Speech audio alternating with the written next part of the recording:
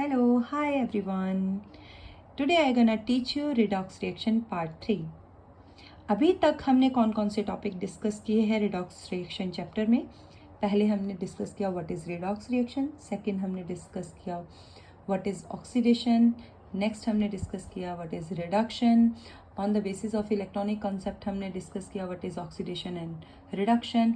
अब आगे हम with the help of example देखेंगे कि एक फुल जो रिएक्शन होती है उसमें हमें कैसे पता चलता है कि कौन सा एलिमेंट की ऑक्सीडेशन हुई है और कौन से एलिमेंट की क्या हुई है रिडक्शन।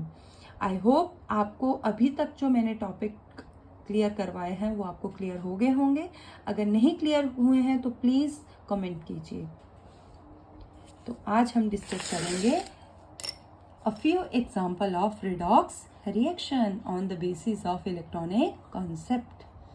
फॉर एग्जाम्पल हमारे पास एक रिएक्शन है 2Na solid plus chlorine gas changes into 2NaCl gas. Okay, अब इस रिएक्शन में क्या हो रहा है, क्या बन रहा है, NaCl कैसे बन रहा है।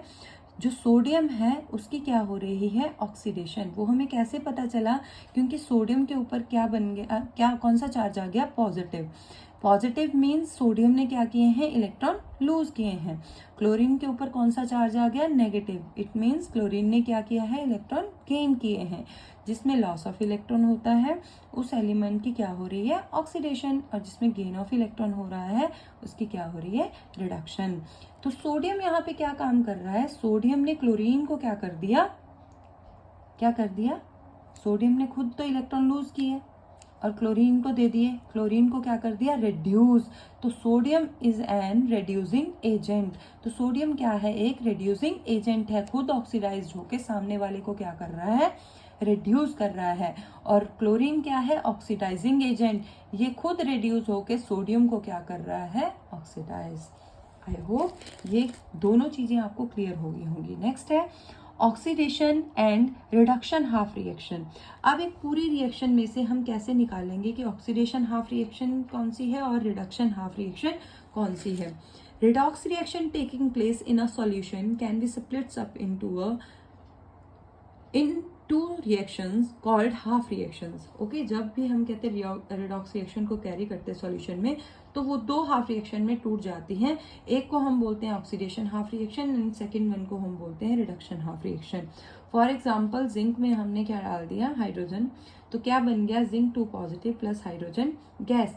अब जिंक सॉलिड है, यहाँ पे जो हाइड्रोजन है आयनिक फॉर्म में है, एक्वस में है, तो जिंक क्या हो गया, ऑक्सीडाइज, और हाइड्रोजन क्या हो गया, रिड्यूस। जिंक पे क्या आ गया, positive charge, positive means loss of electron, ये ऑलरेडी पॉजिटिव था, इस पे क्या, ये क्या बन गया, H2, मतलब इसकी क्या हो गई, रिडक्शन। तो zinc changes into zinc 2 positive by losing 2 electron, means ये है oxidation half reaction. Okay, zinc solid changes into zinc 2 positive plus 2 electron, zinc H positive plus gaining 2 electron changes into H2 gas. तो ये आ गई हमारे पास oxidation half reaction और ये आ गई हमारे पास रिडक्शन हाफ रिएक्शन। तो एक फुल रिएक्शन में से आपको पता होना चाहिए कि कौन सी चीजें ऑक्सीडाइज्ड हो रही हैं और कौन से एलिमेंट्स रिड्यूस हो रहे हैं। Okay, right the half equation for each the following redox reaction. तो हमारे पास ये रिएक्शन है 2Fe3 positive aqueous plus 2I negative aqueous changes into 2I2 solid plus 2Fe2 positive. देखो ध्यान से दिख रहा है, Fe3 पॉजिटिव पे चार्ज क्या हो गया, Fe2 पॉजिटिव, मतलब चार्ज क्या हो गया, रिड्यूस। चार्ज क्या हो रहा है, कम हो रहा है, चार्ज कम हो रहा है, मतलब ये इलेक्ट्रॉन क्या कर रहा है, गेन कर रहा है। तो आयरन की क्या हो रही है, रिडक्शन। और इधर क्या हो रहा है, आयोडीन की क्या हो रही है, आयोडीन की क्या हो रही है, ऑक्सीडेशन। आयोडीन ने क्या कर दिया, इलेक्ट्रॉन लूज कर दिए और क्या बना लिया, I2। ये देखो 2I negative aqueous changes into I2 solid plus 2 electron, तो oxidation half reaction 2Fe3 positive plus 2 electron changes into 2Fe2 positive. Okay, this is called reduction half reaction. इसी तरीके से एक और एग्जांपल से आपको समझा देती हूँ। 2Na सॉलिड है, इसने क्लोरीन के साथ रिएक्शन किया, क्या बना दिया, 2NaCl। यहाँ पे डायरेक्ट पहले ही मैंने आपको ये एग्जांपल के साथ समझाया कि सोडियम क्या हो जाता है, ऑक्सीडाइज्ड, मेटल है, क्लोरीन क्या है, नॉन मेटल, ये क्या होगी, रिड्यूस। तो ये ऑक्सीडाइज हो रहा है, ये रिड्यूस हो रहा है। जो ऑक्सीडाइज हो रहा है वो रिड्यूसिंग एजेंट है, जो रिड्यूस हो रहा है वो ऑक्सीडाइजिंग एजेंट है। ओके, नेक्स्ट है हमारे पास व्हाट इज एक्टिविटी सीरीज।